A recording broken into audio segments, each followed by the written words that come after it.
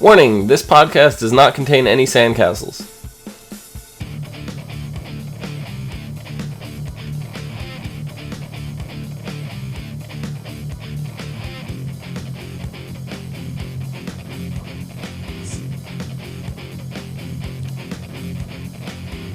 Hello everyone, and welcome to the As Seen on TV podcast for Fear the Walking Dead Season 2, Episode 2, We All Fall Down.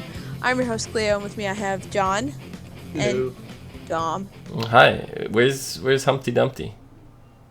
He fell down. Oh, well, he I'm should be pretty sure here. they're talking about Ring around the Rosie.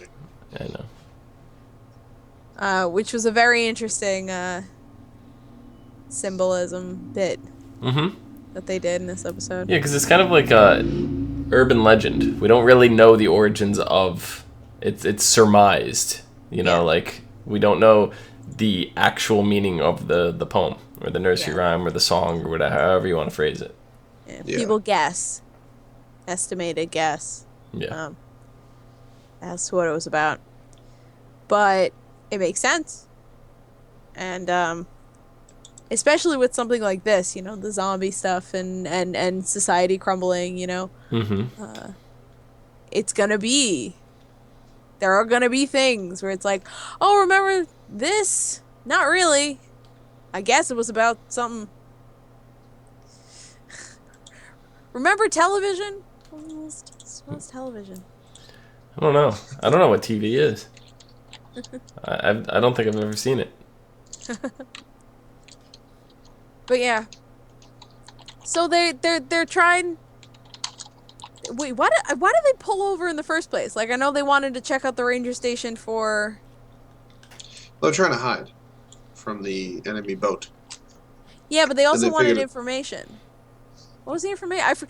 Just to see because Nick got the ship's manifest from the overturned vessel. Yes, that's what it was. Okay. And it said that San Diego was firebombed to shit. So they were like, okay, well, where can we go? Right, and then they saw the light on, and then turn off. Yeah. So they went to go investigate. They knew somebody was there. Yeah, because I think they thought the station was abandoned, obviously, like a bunch of places. But it wasn't. Surprise. Mm-hmm. But yeah, so the light turns on and they go check out this house, and I think Travis and Maddie go back and forth with me being like, "Are you thick? Stop it!" Because Travis just like, "Hello." It's like, "Good." Hi. I'm Travis. Hi, we're here with stuff And things. and things. Imagine Like, oh my God, Travis! I know you want to be Mr. Personable, but calm down. He's the mayor. Oh my God, he is the mayor. It's a fun day for mayoring.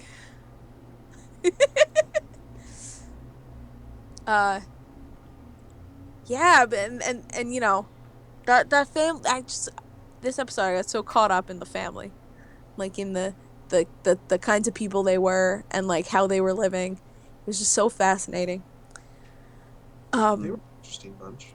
Yeah, and so the father, lived, he picked living in a ranger station for him and his family. Like, that was what he wanted for them in the middle of nowhere, self-sustained, obviously off the grid if they still have power. Right. So however their power source works, if it's solar or whatever, they're off the grid. They have power. They grow their own food. He cracks open a beer like it's nothing. Like, he must have like 1,000 packs of beer. Mm-hmm. You live in a ranger station, you get bored. Yeah, that's true. You can only have so many kids. And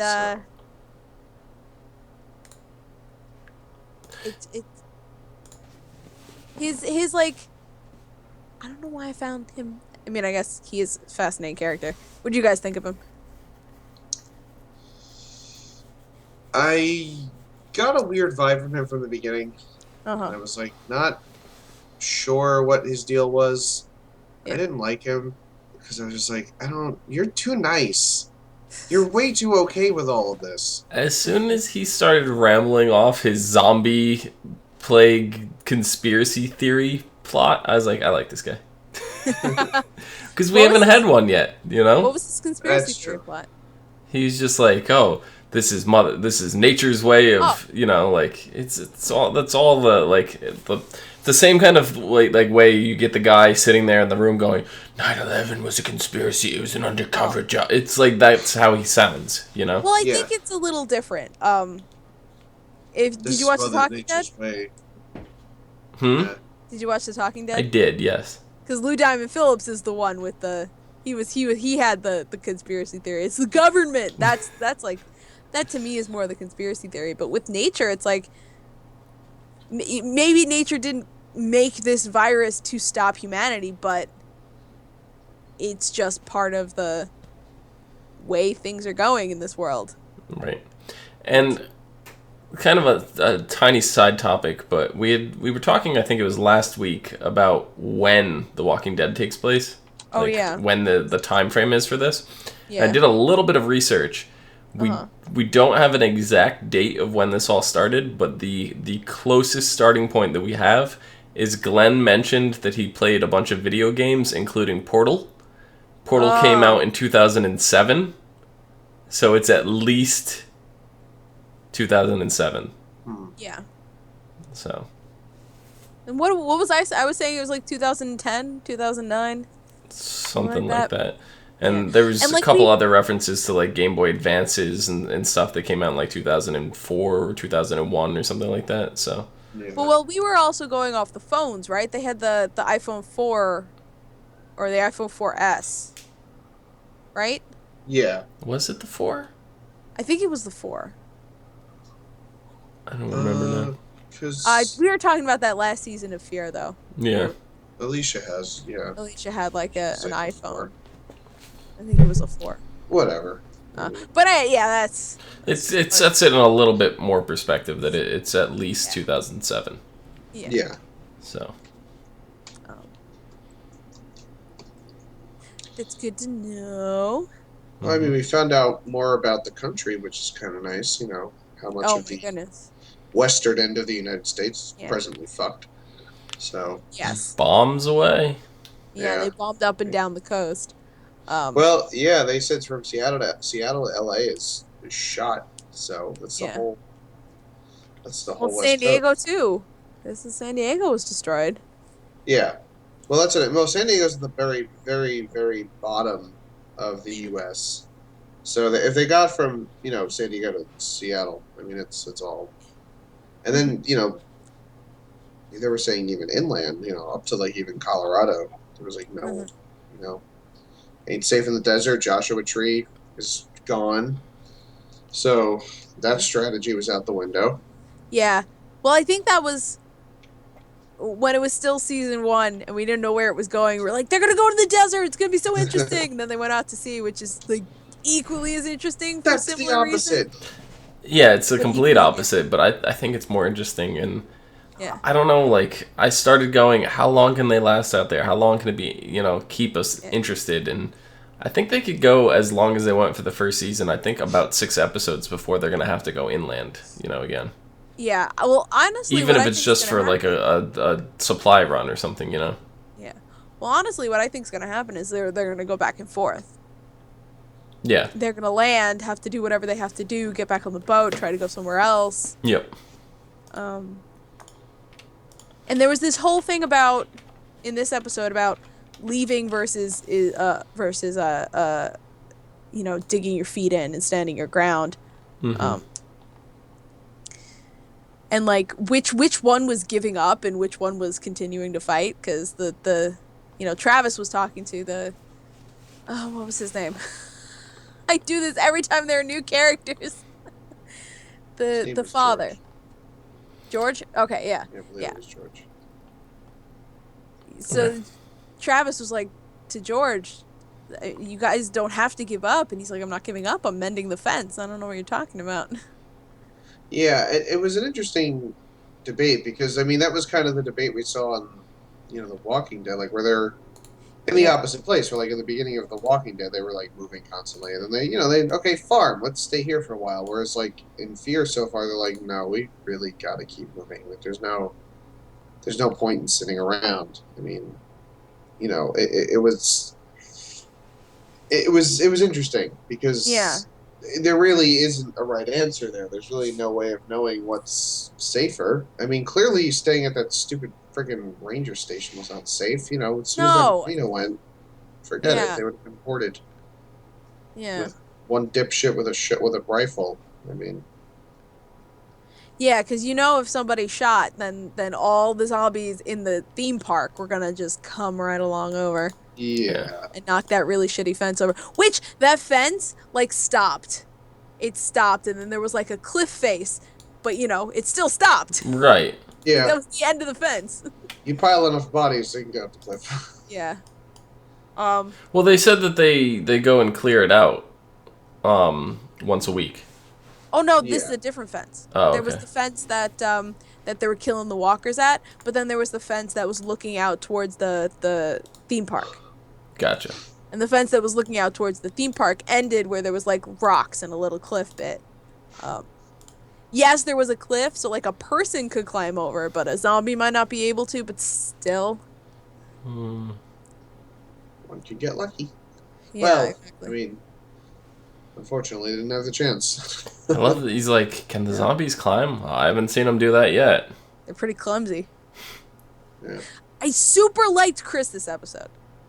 Because, like, Chris has been, like, having all of this anger and angst and just emotions he doesn't know how to deal with.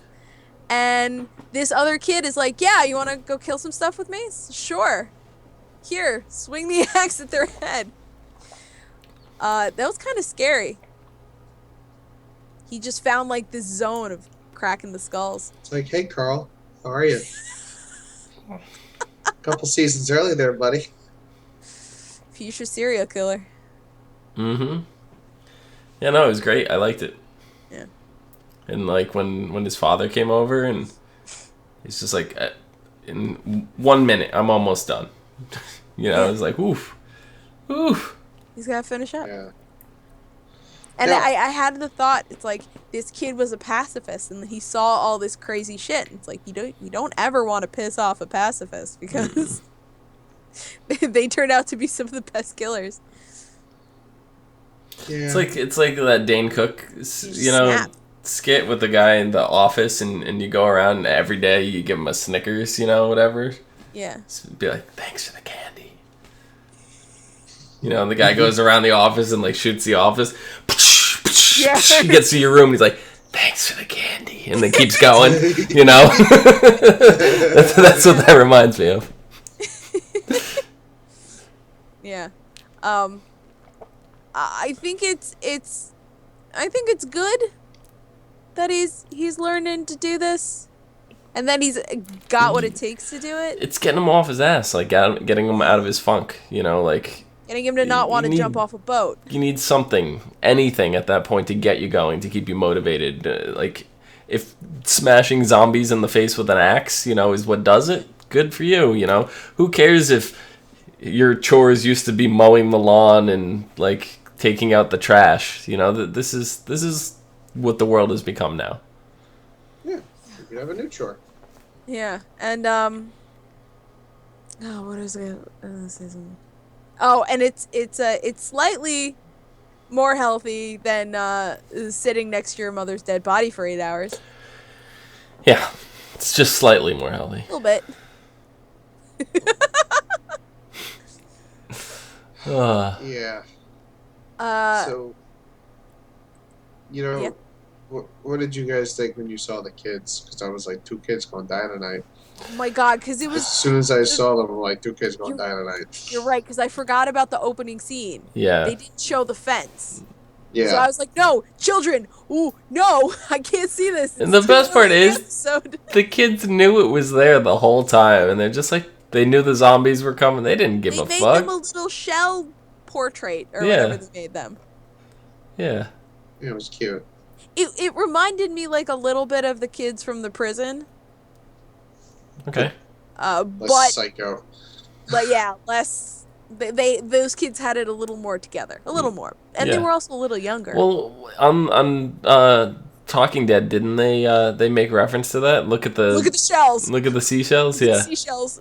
It's like, oh God, stop. Just wave. Just keep waving. Oh, that was.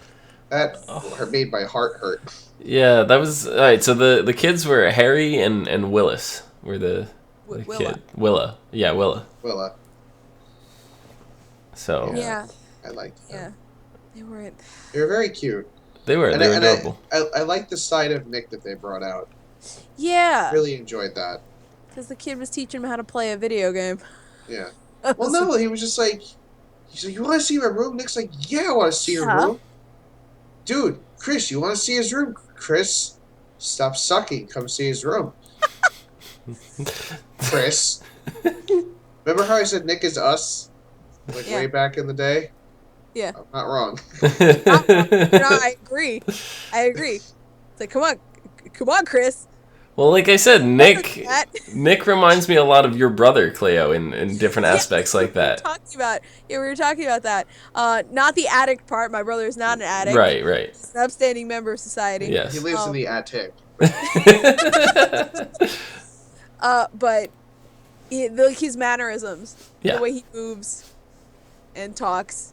Yeah. It reminds me a lot of flails. Yeah, it reminds me a lot of Nick on the show, and it's great because I've only got to spend like a handful of time with your brother, and I made that connection, you know. So yeah, and I liked seeing that side of Nick, and I liked seeing like him argue with his mom a little bit. She's like, "You can't do that; it's so risky." She's like, "Shut the fuck up! I'm not dead. Like I've made it this far." Right. And which is basically me. I'm like, he's the most capable person in your life. For serious, he is. Like at this moment. Yeah. Just leave him alone. I super like the interaction he had with Travis. It's like he's just like, Travis, you need any help finding him? Chris is because I can navigate these situations. I am addict. I'm good with whatever. at-risk youth. Yeah, that's it. I am an at-risk youth. I am at-risk youth. And what got me was he said that, and then he went and was rummaging through the cabinets. And my question is, was he rummaging? Because clearly he like Maddie noticed something was weird about this family. Because Maddie obviously noticed from the wife. Yeah. Was he looking through the drugs because he noticed something was weird about this family and wanted to figure it out, or was he looking for drugs for himself? I don't think it was for himself. Okay. Because that was my initial thing until he found the poison pills. But that was my initial. It's like, is he trying to get drugs for himself again? Are we in this position again? Yeah, it was weird. I mean, obviously it was intentionally ambiguous, but like when I'm trying to remember the scene. I think it was when he went up to his room, right? With Harry. Yeah. Yeah. Harry's his name, right? Yeah. Yeah. Yeah. When he went up to the room with Harry, he told him like, I take my power pills that make me strong. Yeah. And he had this really weird look of like, what does this kid need to be on? Yeah. Like he had this look of like, okay. And it wasn't the look of, oh, I can get shit from him. It was a look of like, the fuck is he talking about? Like why would he be taking any like he didn't appear to have any kind of like deficiencies. He didn't appear to have any kind of like physical difficulties or anything like that. So like, what the fuck was he on? Well, and it was also the way the kid worded it. Because if I take my power pills, then my family can all stay together. Stays together, right? So the way that worded it sounded like a mass suicide. Right. Well, I didn't realize that that's what it sounded like until in hindsight, yes. Yeah. It's like, oh, you motherfucker. Because as soon as he opened the globe, I was like, those aren't drugs. Yeah. Or, I mean, they technically are drugs. Yeah. Drug and poison are just two sides of a scale. It's just so sick. And Energy Chills in chat saying, why did Willa take the pills? It's all Nick's fault. Hold on. Not. Yes, it's not. But I want to talk about, John, you said it's sick. That he planned to have his family all take the pills? Is the sick part? Yeah. I mean, yes. But Nick brings this to their attention, and they're like, "Oh, we gotta take this kid away from this place." And I get that. Yes, that's not a good thing to have around. But that seemed to me like a very, very last resort. Yeah, The it's house basically is overrun. I do not want to see my children. I do not want to see my children get torn apart.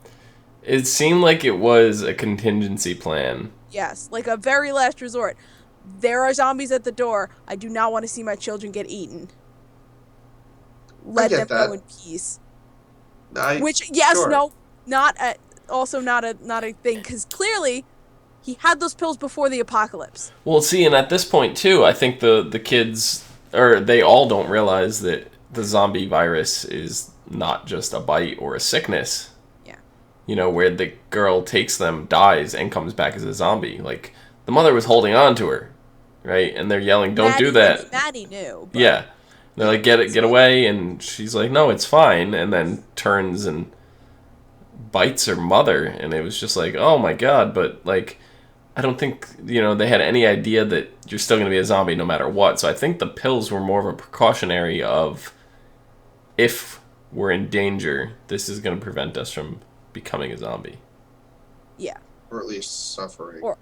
Yeah, exactly. That's what I thought it was like, is to prevent us from suffering. If their death is at our door and there's no other way. And I get that, but no, yeah. It's just like, and to be, all right, to answer the other side of it, like, where it's Nick's fault, but, so yes, Nick took down the pills from the globe, and the little girl saw where they were.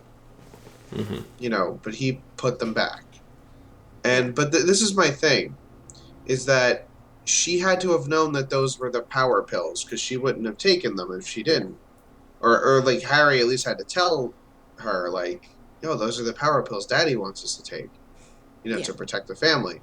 So she was like, okay, so she maybe got a hold of them, showed them to Harry, and was like, "Hey, check these out. What are these?" And then he told her. Well, I think she would have known as well. Yeah. So he probably told the both of them. I mean, yes, Nick technically enabled that to happen, but I don't think I would hold him responsible at all, because definitely not. I think they would have gotten them regardless. I think they would have found them eventually. Are those the power pills though? Yes. Yeah, absolutely. Yeah. Yeah. I don't think there's much because Harry identified them out there as such. Well, then, what were they taking them in such low doses that it wasn't doing anything to them? It was a thing the father said. The father said, if there's ever a time we might have to take the power pills, and that'll keep us together if anything happens. That's what it sounded like to me, where it was like, no, I think you got that wrong. No, he said he takes them. I thought it was like, I could take my power pills and then my family can stay together.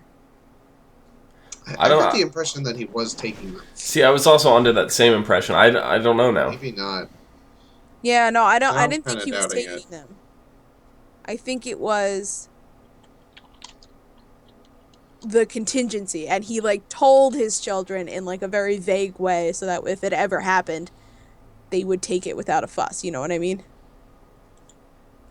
Yeah. I'm gonna look. You keep talking. Sure. But that's something that we just got finished talking about in The Walking Dead, where Morgan's theory of all life is precious, and if you save this person, they'll go on to save this other person.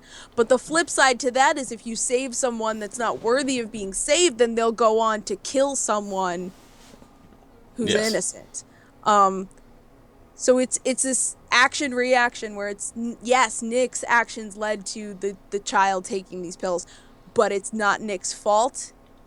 He was looking for those pills to try to protect this kid, and it just ended up hurting his sister. So yeah. Energy Chills in chat is saying, if Harry took them, then why didn't he die?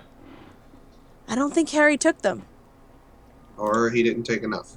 Yeah, I was under the impression that they were taking them. But it may have been such a low dosage that it didn't do much. It's kind of like spoilers, but Sixth Sense. You know, remember in The Sixth Sense, the girl was being fed like the antifreeze or something in her cereal, like slowly over a long period of time, you know, and it finally got to her. It wasn't something that was immediate. Yeah. You know. See, he said, okay, wait, so the exact quote is, so long as I have my power pills, it can't happen to me. Like, so it doesn't mean that he took them. Doesn't mean that he took them, you're right. Okay. I guess the impression was, but yeah.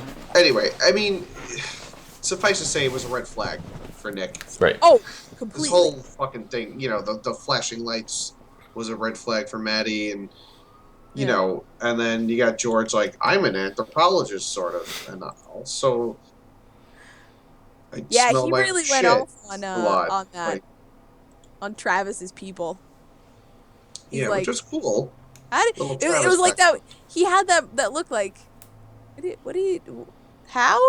Motherfucker, I don't even care about that. Like, that's what like Travis was.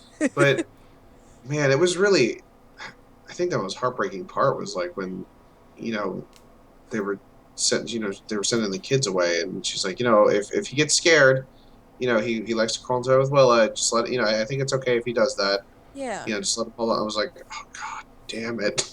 This sucks so much, because like, because at first, I don't know, I was like, I expected the kids to go with them. Yeah, but like I was like, do you do that? Do you take them?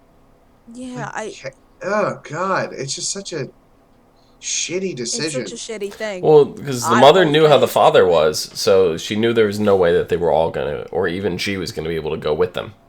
Yeah. Of course. You know? Because she was sick. Right. And without, you know, doctors and stuff. Yeah. Yeah. I mean, she wouldn't have made it. And then George is a fucking nut job. Seth's just as crazy as George. Well, yeah, because I don't want to say the father indoctrinated him, but he taught it so well. Mm-hmm. And I mean, while they weren't doomsday preppers, they had the vibe of doomsday preppers. Like, maybe they were secret doomsday preppers. Because he had to have had those pills and that contingency plan before the apocalypse hit. Yeah. Right. It's not like, oh, there are zombies, let me go out to the drugstore and get some poison. You know, he had to have those around before then. Depending on what they were. Yeah. They could have been, like, rat poison. May have had that around the house. Put in little pills? Like that? I don't know. I don't know. Rat poison can come in, like, a pill form. Can it? Yeah. It's not not like a gel capsule, but that was a gel capsule though. Okay, was it? I didn't get a good look at it. Yeah, it was a black and yellow gel capsule. Yeah. Because I was gonna say white, like rat poison could be in those white like powder, like they crush into powder. You know, like they're solid, but they crush easily into powder. I mean, there are pills for euthanasia that they use. Like, you know, they don't... Oh, for animals?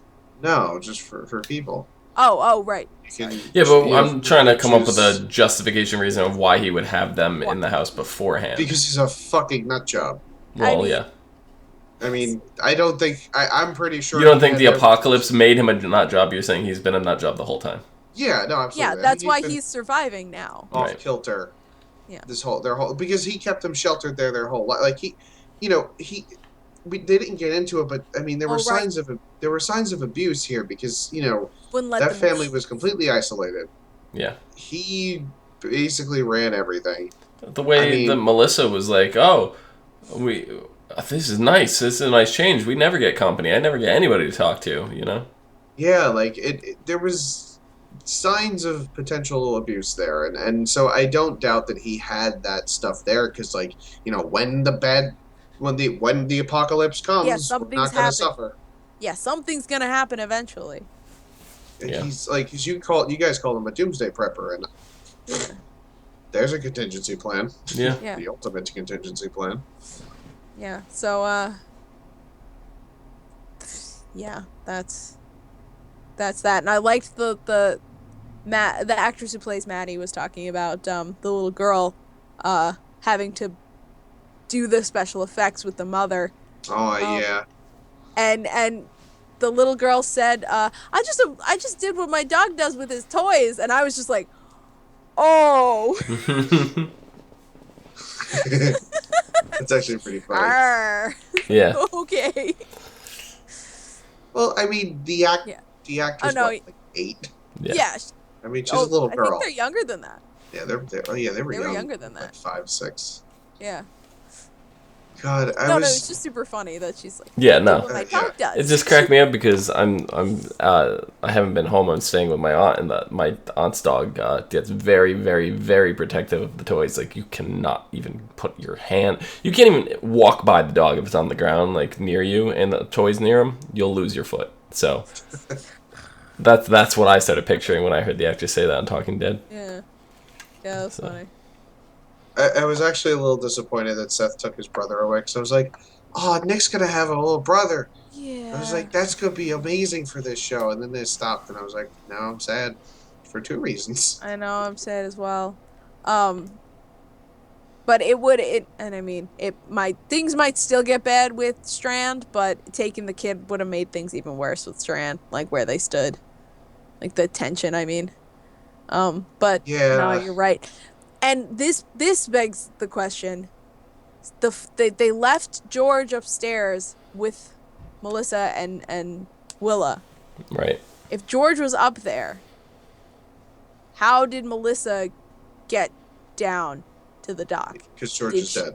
Yeah, because George is dead. Because George knelt down ready to die and let his daughter eat him. Yeah, no, because I was watching the episode. I was like, but how'd you get past George? What happened? Why won't you tell me these things? George sat down and died. It seems like it's gonna be the brothers. That's so sad. They're It's dead. very sad. They are so dead. He's gonna regret not going on that boat. Yeah. Yeah. God, I don't know. Do you think we'll see them again? Actually, Energy Chill said something else earlier about Daniel leaving the kid to shoot his mother by himself. And I think that was... And the distinct lack of chill observed. Well, I honestly... The kid barged on the boat. He made the decision to take his brother. And with that decision, he has to live with it. And he was ready to do it, and he was capable of doing it. He had to be the one to do it. Like, Daniel couldn't take that away from him. Right. That was another thing we saw last season of The Walking Dead was, Spencer and his mom. It's like, you couldn't take that away from him. At the same time, like, I think that kind of supports Liza's... it was because Liza was saying, like, I found out... You basically were saying, like, I found out how cruel you are. And how cruel the world can be. And so... I think to her that probably like reinforced that. She was like, Dad, just kill him. And he's like, no. But like he wasn't doing it to be cruel, he was doing it out of respect. Yeah. And I don't know if she got that yet, but I did. And also he found an MP5 and he put it away. I'm proud of him. Very proud of him. He found a what? The assault weapon that that's an MP5. I was like, ooh. Can we just? And he was like, ooh. Even Daniel, he was like, ooh. See the clip. That was great. I loved that. Can we just talk real quick about Strand? Yeah, let's. Yeah. What in the actual fuck is going on? He's on a satellite phone of some sort. Yeah, sat phone. Yeah. That he went all the way to the diner, left the boat so that they wouldn't see he has a sat phone. Right. Is this even his boat? I'm starting to question that now. It might not be. Like, what's his name? The guy that was going through the drawers? Daniel. Yeah, he's clearly like going through the drawers trying to find like a photo or something to prove that it's not his boat. Like a family portrait or something. She just found a map marked Mexico. Yeah. Yeah. And then Strand was talking on the phone with someone who was in Mexico and said, we'll be there. Well, they might be in San Diego. Because he wants to get to San Diego even though they see the logs of it being destroyed. So they were talking about this on The Talking Dead, how the person that Strand is trying to meet up with, or people, might be in San Diego. and they meet there and then go to Mexico. They're very on fire if they're in San Diego, so they're probably not there. Maybe they went to the zoo. They're very on fire. Well, I mean, they could be very on fire. That is a possibility. We'll have to wait and see. That's the best way I can describe it. I don't know. But, but I still think that it could be a loved one. I still can't rule out that it's not just like a business contact. And I think it's someone he legit cares about, which is why he's being so secretive. Yeah. Yeah, it could. Because, why would he give half of a shit about some guy he made a deal with in 10 years ago? Like, oh, we're gonna meet in Mexico when the world goes to shit, man. Who cares? Well, here's the thing, because the Abigail was already ready. The Abigail was offshore. It seemed like he was ready to leave before the apocalypse happened. Yeah. So, like George, he could have been ready to dip. Like he could be ready to leave. Given his line of work, I mean, well, whatever. You don't know what his line of work is. It's not legal. Exactly. So he could have been running from something else, and needed to leave even though there weren't any zombies. To cross the border into Mexico so he can't get extradited because he's a criminal. Yep. It's a very big possibility. A girlfriend who lives in Mexico, and I'm going to go out on a limb and say that her name is Anastasia. Or Anastasia? That's her name, I've decided. You've just decided this. I gotcha. Or boyfriend. Named Anastasia. Named Anastasia? The name has to be Anastasia. Why can't it be Annabelle? I don't like that name. Oh, okay. Annabelle. Because that's the name of the boat. No, Abigail is the name of the boat. Abigail. The Abigail. Okay. She's a pretty boat, by the way. I don't know if I've said that before, but she's a pretty boat. Anastasia's a pretty woman. That's right. Man. Yeah. So, do you guys have anything else to say about this episode? I'm really excited for the next episode. I know, because we see Charlie. Mm-hmm. And what we can only assume is all of the dead people from the plane. What if this was his contact? Damn! Crazy. Yes. Do it. Because she seemed to know a bit about what was going on beforehand, and that'd be crazy. if he was already prepared to get the boat going, maybe. I'm in on that. Yeah. So, Outer Burrows, Madison confronts Strand about his mysterious destination. Meanwhile, Nick, Alicia, and others inspect wreckage from a plane crash. Dun, dun, dun. You know what's nice? As far as Walking Dead descriptions go, that's a really I was going to say, that's actually kind of a description. Yeah. It actually describes something. Mm-hmm. 2 things, in fact. Yeah. Yeah. We know what's happening in this episode. Thank you. I'm super excited for this tie-in. Yeah, the web series was fantastic. Yeah, we didn't have to wait long. Yeah. No. We have nothing else to say, John, where can the people find you? You can find me at No More on Twitter. Tom. Down below at Phenomenon, Phenomedom. Phenomenon. Why did you get me doing that now? It's gonna be stuck in your head forever for the rest of the time.